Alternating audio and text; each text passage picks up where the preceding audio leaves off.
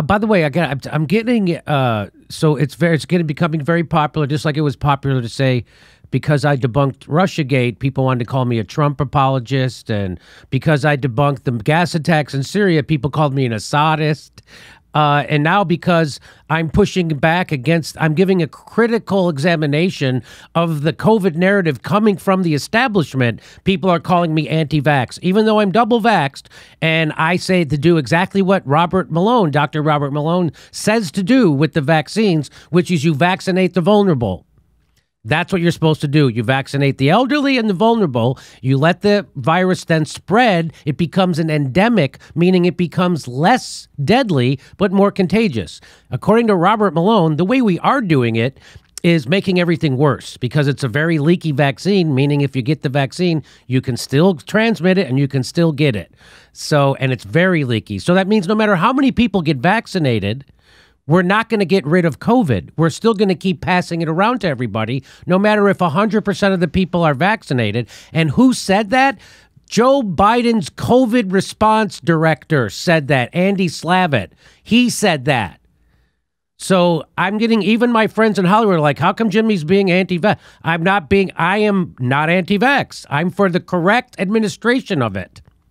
So I want to make the case, and I want to remind people that we are anti-mandate. We are not anti-vaccine. We are anti-mandate. Why are we anti-mandate? Because on principle, just like Dr. Fauci was against mandates, Nancy Pelosi, Joe Biden, they were all against mandates on principle a year ago, but now nothing has changed to change that principle, but they've all flip-flopped on it. And I want to let other people know what the reason why we are against mandates is because the reason why you get vaccinated is to protect yourself, because you can't protect any other people from the virus anymore. Why? Because they just finished a year-long study, and it shows that people who are vaccinated spread the Delta variant.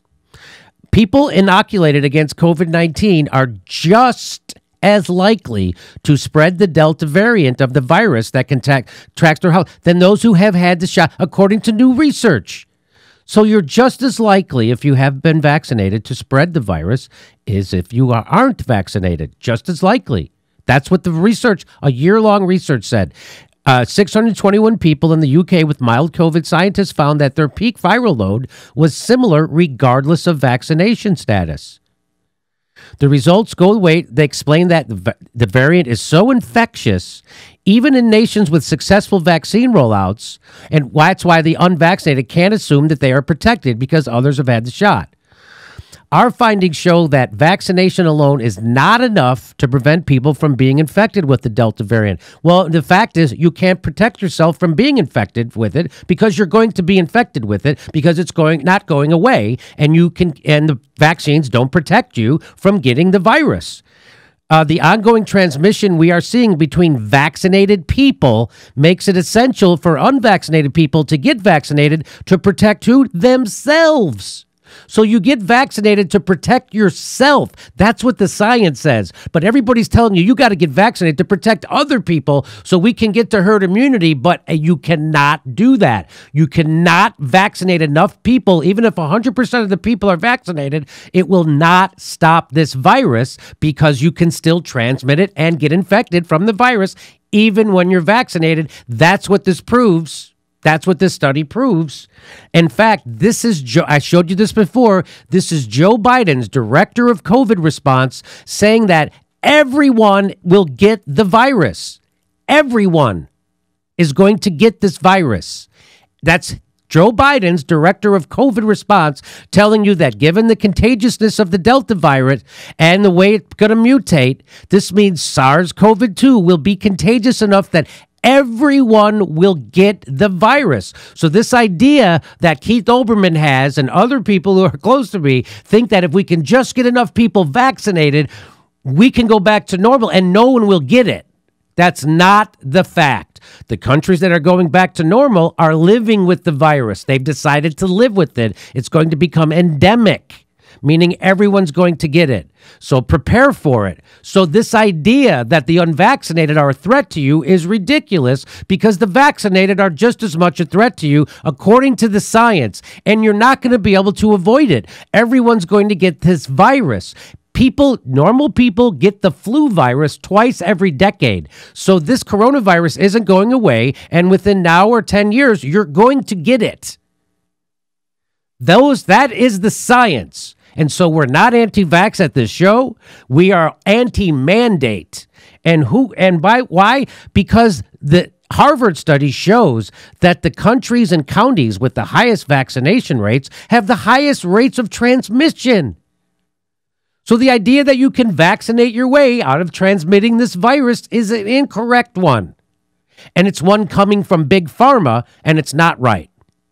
And who is against mandates? I just want to let you know why we're against mandates, because we're against it on principle. And guess who else was against it on principle? Dr. Fauci. And do you foresee that the vaccine might be mandated for any populations, perhaps for school-age children? No, I don't think you'll ever see a mandating of vaccine, particularly for the general public.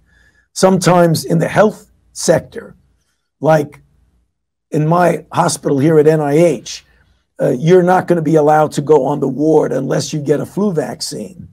But you would never mandate, at least I do not think you would. I'd be pretty surprised if you mandated it for any element of the general public. Now, as a primary care physician myself, who's had many conversations around vaccine safety with patients, I'm curious, what's our contingency plan for people who might refuse the vaccine? Well, I mean, they have every right to refuse vaccine. I don't think you need a contingency plan. If someone refuses the vaccine in the general public, then there's nothing you can do about that. You cannot force someone to take a vaccine. Right. Who else said that? That's a principle. That's not based on anything. If the science changes, I'll change. But no, that's a principle. Here's Nancy Pelosi saying the same thing. We cannot require someone to be vaccinated. That's just not what we can do. It is a matter of privacy to know who is or who isn't. Just something we can't do. Not that, yeah, maybe we can do it if we decide. No, we can't do it. It all changed. Here's Joe Biden. They asked, should we have a mandate for the vaccine? They asked him, should we have a mandate? I don't think it should be mandatory. I wouldn't demand to be mandatory, but I would do everything in my power. Just like I don't think masks have to be made mandatory nationwide. And guess who else is against the mandates? Black Lives Matter of New York, okay? So again, there's people who are, because they have no nuance around this COVID discussion, none. It's either you say do exactly what the establishment says around COVID and the vaccines, or you're an anti-vaxxer. That's the kind of shit I'm getting. And that is anti-intellectual, it's lazy thinking, and it's wrong. And yeah, I've gotten the same exact accusation hurled at me, Jimmy, even though I go out of my way to the point of tedium to just disclose that, yeah, I am personally vaccinated. I made that choice on my own accord, not because I think I'm personally that vulnerable, but because, I didn't want a severe flu-like illness, and, I thought there could be some benefits for maybe reducing transmission initially. So, but whatever my reasoning, I am vaccinated, and yet when I've reported or commented on aspects of COVID policy or COVID-related policy in a variety of different contexts in a critical manner or a skeptical manner, because more and more they're completely arbitrary at this phase in the COVID cycle when we're in now pretty incontrovertibly an endemic, we're dealing with an endemic disease. When you point out some of these arbitrary impositions, whether it's the instatement of kind of capricious surveillance protocols, particularly at elite colleges, which are kind of the breeding ground for the governing ideology that's soon going to be taking over the rest of the country, or service workers being forced to wear masks in proximity to dignitaries or whatever.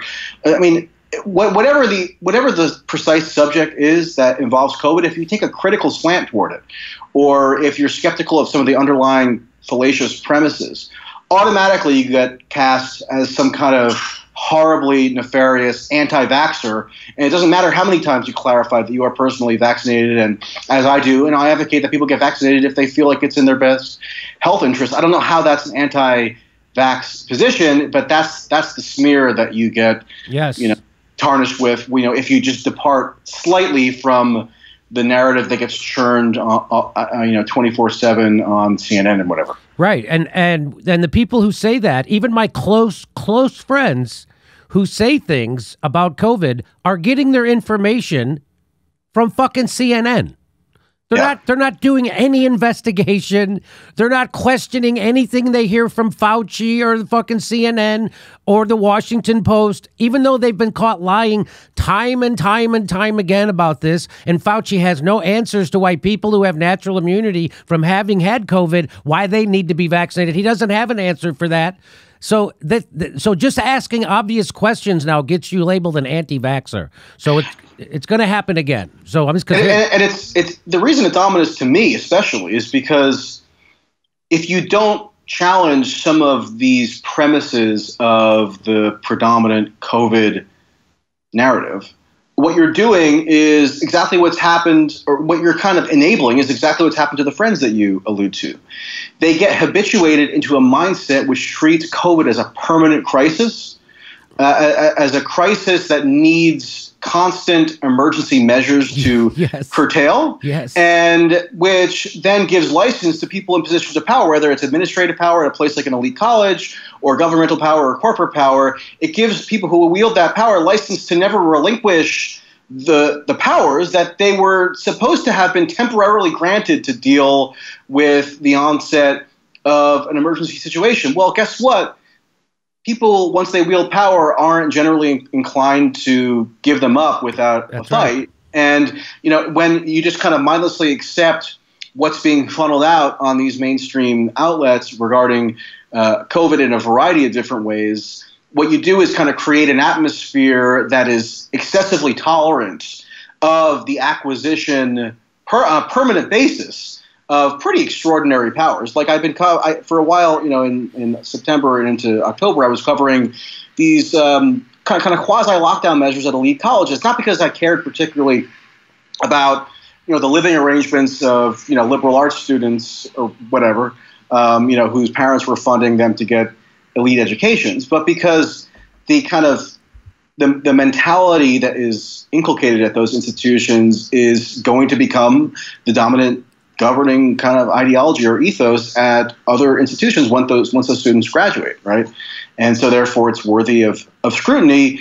And they basically have a system now at so many of these colleges, and was flooded with anonymous reports from people who go to major, reputable law schools and undergraduate institutions, who were petrified that if they went on the record, or if I revealed their identity in the reports as to what the dynamics are on their campuses, it would be hell for them, and they would lose all kinds of career prospects. They would be socially ostracized. They could even be disciplined. And in the case of law students, for example, they could be, have complaints registered against them, and it would be harder to find a job. So they can't go on the record about these snitching systems that have been set up at these elite colleges, where if you walk around inside and your mask is temporarily lowered, or you take a sip of water while you're sitting in an hour and a half lecture, that's a big violation. And the administrators encourage students to snitch on each other, and so you get docked on your disciplinary record for violating that COVID rule. And again, why is that significant? Why does that matter if you're not attending one of these colleges? Well, because that's the same sort of approach which is going to get institutionalized elsewhere if it's not challenged and if its underlying premises aren't rebutted. So that's, I think, an important thing to do, because otherwise we're kind of tacitly allowing the construction of this permanent or semi-permanent kind of biosurveillance apparatus, which I think is really really dangerous in terms of civil liberties, wherever you happen to be in society. I mean, it kind of corrodes one's sense of privacy, whether it's medical privacy or freedom to move, freedom to congregate. And it's one thing to have accepted that on a temporary basis with caveats initially before anything was really known about the effects of COVID. But now it's long past time that there should be any acceptance of a lot of these measures, particularly because even on a scientific level, they don't hold up to scrutiny, but they do enable these new, kind of power-hungry bureaucrats to lord over their subjects and feel very important about themselves for having the ability to kind of monitor like what Is this college student meeting with friends illicitly at an indoor restaurant, and therefore that's supposedly an outbreak, causes an outbreak, and we have to run around with our hair on fire, even though it makes no epidemiological sense. I think tacitly allowing that stuff to continue without challenge is really a foreboding omen for the rest of the country, and it does have to be rebutted. And it's not anti-vax. It's not conspiracy theory. It's not kind of right-wing nihilism or something. It's responding to actual events and requesting that people who possess power to govern society just deploy those powers in a sensible way, or at the very least relinquish them, which they should do at this point and should have done so actually a long time ago. I think that's well said. Yes. Just to what we're doing to children, right? Like, people don't want kids to go to school. And kids are at no risk from COVID. Kids' risks of having serious illness from COVID is so low, it's immeasurable. It's less than a seasonal flu. It's great. Yes. I want to let you know, on November 6th, we're going to be in Baltimore. November 11th, we're in Tempe, Arizona. November 12th, we're doing Los Angeles and Studio City. November 19th, Los Angeles and Studio City. And then Thanksgiving weekend in Portland, Oregon. Go to jimmydorecomedy.com for a link for all those tickets.